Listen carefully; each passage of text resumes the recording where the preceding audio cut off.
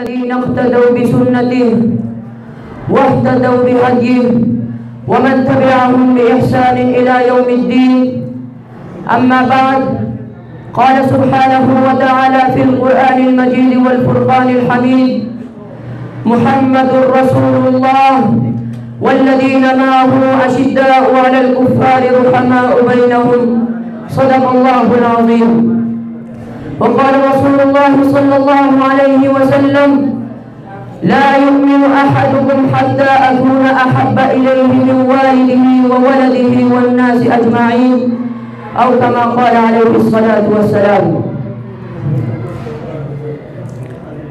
صدر گرامی قدر اور منتظرین نگاہوں، آج محبت نبوی صلی اللہ علیہ وسلم کے مبارک و مقدس عنوان سے متکلم ہونے کا شرف حاصل کر رہا ہوں. سامعین ذی وقار، جذبہ الفت و محبت وہ جذبہ ہے جسے الفاظ میں بیان کرنا ممکن نہیں، لیکن مختلف لوگوں نے اپنے اپنے انداز میں اس کی تعریف کی ہے. کسی نے کہا کہ محبت اثارے محبوب کا نام ہے، کسی نے کہا کہ محبت قلب کی مراد کو محبوب کا تابع بنا دیا جائے، کسی نے کہا کہ محبت کا معنی محبوب کی چوکھٹ پر سر جھکانے کا نام ہے. بہرحال خوشبو کو جو نام بھی دیا جائے اس کی کیفیت الفاظ میں نہیں ڈال دی جا سکتی. جذبہ محبت مخلوق کے درمیان ایک مقناطیس کا کام کرتا ہے. کسی انسان سے محبت اس کے اوصاف و کمالات کی وجہ سے ہوتی ہے، اس کے عدل و انصاف کی وجہ سے ہوتی ہے. تاریخ بڑی بڑی ہے، تاریخ شاہد ہے، اس میں نامور بادشاہ بھی گزرے، مشہور فاتحین بھی گزرے، طاقتور پہلوان بھی گزرے، صاحبان علم و ادب بھی گزرے، مالکان فن و کمال بھی گزرے، دولت کی ریلو پہل والے بھی گزرے، حسن و جمال پر اترانے والے بھی گزرے. کوئی سخاوت میں مشہور تھا تو کسی کے عدل و انصاف کا ڈنڈا بجتا تھا.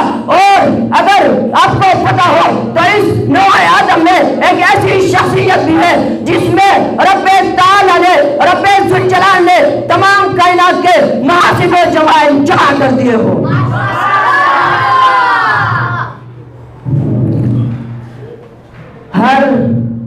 ہر فن و کمال میرے آقا میں موجود تھا. میرے آقا جب حسن و جمال کا تذکرہ ہو تو بھی وہ سرفہرست ہو، جب عدل و انصاف کا تذکرہ ہو تو بھی وہ سرفہرست ہو، جب فاتحین کی صف کو دیکھا جائے تو بھی وہ سرفہرست ہو، جب بلند خیالی کو دیکھا جائے تو بھی وہ سرفہرست ہو، جب علم و ادب کا تذکرہ ہو تو بھی وہ سرفہرست ہو، جب سخاوت کی بات چلے تو بھی وہ سرفہرست ہو، جب عدل و انصاف کا تذکرہ ہو تو بھی وہ سرفہرست ہو، جب فتوحات کا تذکرہ ہو تو بھی وہ سرفہرست ہو، جب جلالت کو دیکھے تو بھی وہ سرفہرست ہو، اور جب حسینوں اور باجبینوں کی بات چلے تو بھی وہ سرفہرست ہو. اور سب سے بڑھ کر یہ مخلوق تو مخلوق خود رب ذوالجلال اپنے کلام میں اس کا ذکر کرتا ہے، اس کے سینے کا ذکر کرتا ہے، اس کا تکلم بیان کرتا ہے، اس کی طرف اس کے چہرے کا پھرنا بیان کرتا ہے، اس کے یاروں، اس کی بیویوں، اس کی بیٹیوں میں کیا کیا بیان کروں وہ ان کا اپنے کلام میں ذکر کرتا ہے. وہ کپڑا اوڑھے لیتے تو رب ذوالجلال جوش میں آ کر یا ایھا المدثر اور کبھی یا ایھا المزمل کہہ کر تسلی دیتا ہے. میں نے جس ذات پہ کہنے کی جسارت کی ہے، میں نے جس ذات پہ کہنے کی جسارت کی ہے اس کے دامن پہ فرشتوں نے عبادت کی ہے. کس کی ہمت ہے کہ وہ میرے آقا کے برابر آئے؟ میرے آقا نے تو نبیوں کی امامت کی ہے. حدیقہ سیرت النبی کے باغبانوں، یوسف علیہ السلام کے حسن کو جنہوں نے دیکھا انہوں نے پھوڑے کاٹے.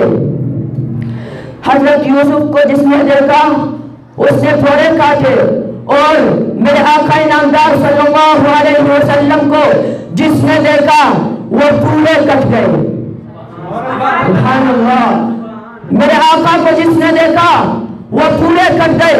جس نے یوسف یوسف کو دیکھا اس نے پھوڑے کاٹے.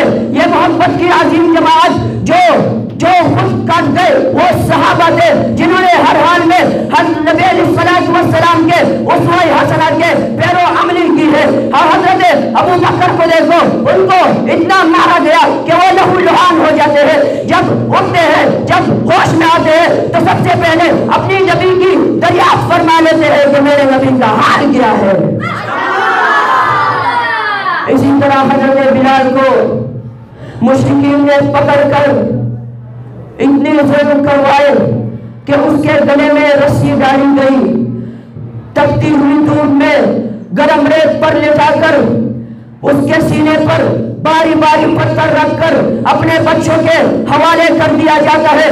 لیکن پھر بھی اس عاشق رسول کی زبان سے احد احد کی صدائیں گونج کر عرش خداوندی کو ہلا کر رکھ دیتی ہے. ذرا چشمے تصور کیجئے, حضرت زید کفار کے نرغے میں ہے, سولی دینے کی تیاریاں ہو رہی ہے, کفار خوشیاں کر رہے ہیں. حضرت زید کے آخری کلمات کو سماعت فرمائے اور اپنے ذہنوں پر جوش ڈال کر دیکھیے کہ کیا فن کے نرگو نے اس سے بھی بڑا محبت و عشق کا مظاہرہ دینا ہوگا. چاروں طرف تلواروں کی ٹنکاریں, چاروں طرف تلواروں کی داریں اور نیزوں کی ہنیاں ان کے خون کی پیاسیں نظر آتی ہے.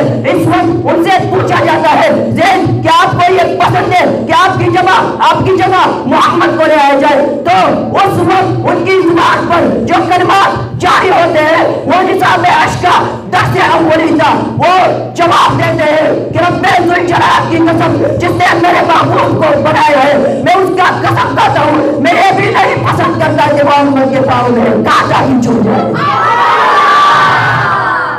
صحابہ کرام نے سب کچھ برداشت کیا لیکن محبوب کی غلامی نہ چھوڑی, محبوب کا دامن نہیں چھوڑا.